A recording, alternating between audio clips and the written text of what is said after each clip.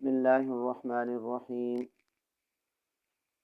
مشکوٰۃ شریف میں حضرت ابو سعید رضی اللہ تعالی عنہ فرماتے ہیں، ہمارے آقا و مولا صلی اللہ علیہ وسلم نے ارشاد فرمایا، ایاکم و کثرۃ الحلف فی البیع فإنہ ینفق ثم یمحق،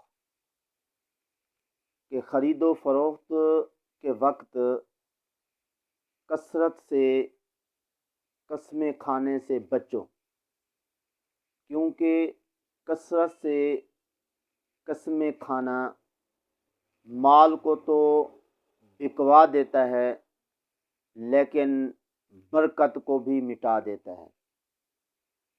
تو اس حدیث پاک سے معلوم ہوا کہ خرید و فروخت کرتے وقت جھوٹی قسمیں کیا سچی قسمیں بھی نہیں کھانی چاہیے۔ آپ صلی اللہ علیہ وسلم نے تاکیداً فرمایا کہ تم کثرت سے قسمیں کھانے سے بچو۔ کس وقت؟ خرید و فروخت کرتے وقت۔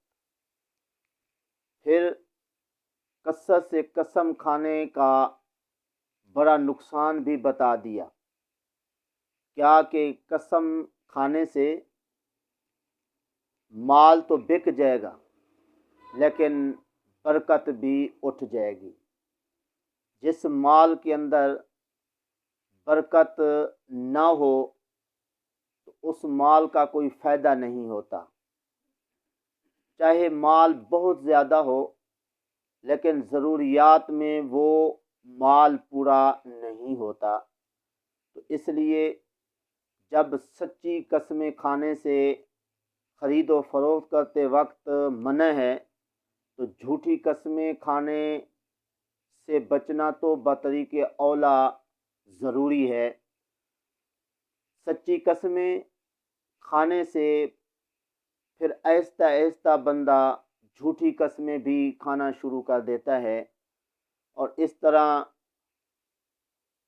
وہ حرام مال کمانے کے چکر میں لگ جاتا ہے۔ جب جھوٹی قسمیں کھا کے اپنے مال کو بیچے گا اور اس طرح حرام مال کمائے گا، وہ حرام مال اس کو کوئی فائدہ نہیں دے گا۔ اسی لیے آقا کریم صلی اللہ علیہ وسلم کا ارشاد ہے، یہ بھی مشکوٰۃ شریف میں ہے، جس کا مفہوم ہے کہ اگر تم حرام مال کے ذریعے کوئی مکان بناؤ گے، کوئی بھی کام کرو گے، تو وہ مکان یا وہ کام تمہارے کام نہیں آئے گا۔ حرام مال کے ذریعے مکان بناؤ گے، تمہارے نصیب میں نہیں ہوگا، وہ آخر کار ویران ہو جائے گا، تباہ ہو جائے گا۔ اسی طرح اگر حرام مال کما کے اپنے بچوں کو تعلیم دو گے تو اس تعلیم کا بھی کوئی فائدہ نہیں ہوگا۔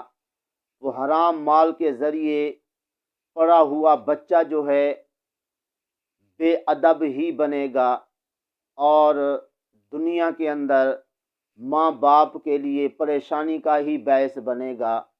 اسی طرح حرام مال کما کے اللہ کی راہ میں خرچ کیا جائے تو وہ بھی قبول نہیں ہوتا ہے، کیونکہ حلال مال اللہ کی راہ میں خرچ کرنے سے ثواب ملتا ہے، نہ کہ حرام مال اللہ کی راہ میں خرچ کرنے سے۔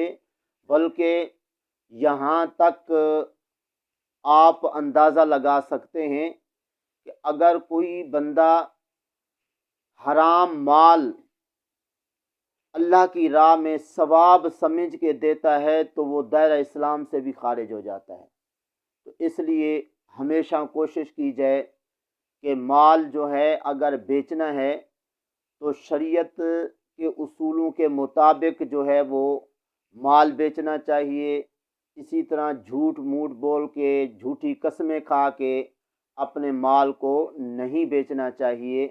یہ یقین رکھ کے کہ ہمارے رب نے ہمارا جو رزق لکھا ہے وہ ہمیں مل کے رہے گا، ہم چاہے قسمیں نہ بھی کھائیں پھر بھی وہ مال اللہ کے فضل و کرم سے بک جائے گا۔ آقا کریم صلی اللہ علیہ وسلم ارشاد فرماتے ہیں کہ اللہ فرماتا ہے کہ بندہ جو میرے بارے میں گمان رکھتا ہے میں ویسا اس کے ساتھ معاملہ کرتا ہوں۔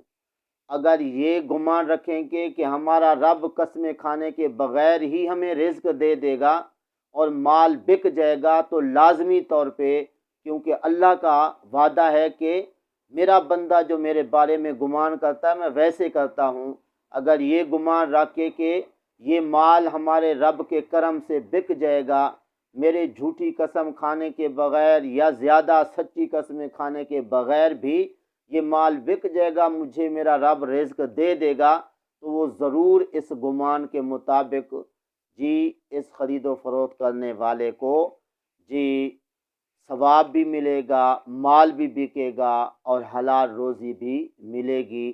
تو بہرحال یہ ہے کہ خرید و فروخت کرتے وقت کثرت سے قسمیں کھانے سے بچیں، بلکہ اپنے بچوں کو بھی باتوں باتوں پر جو قسمیں کھاتے ہیں ان کو بھی نصیحت کرنی چاہیے کہ قسمیں نہ کھایا کریں۔ دعا ہے اللہ تعالیٰ کی پاک بارگاہ میں جو کچھ کہا صحیح صحیح عمل کی توفیق عطا فرمائے۔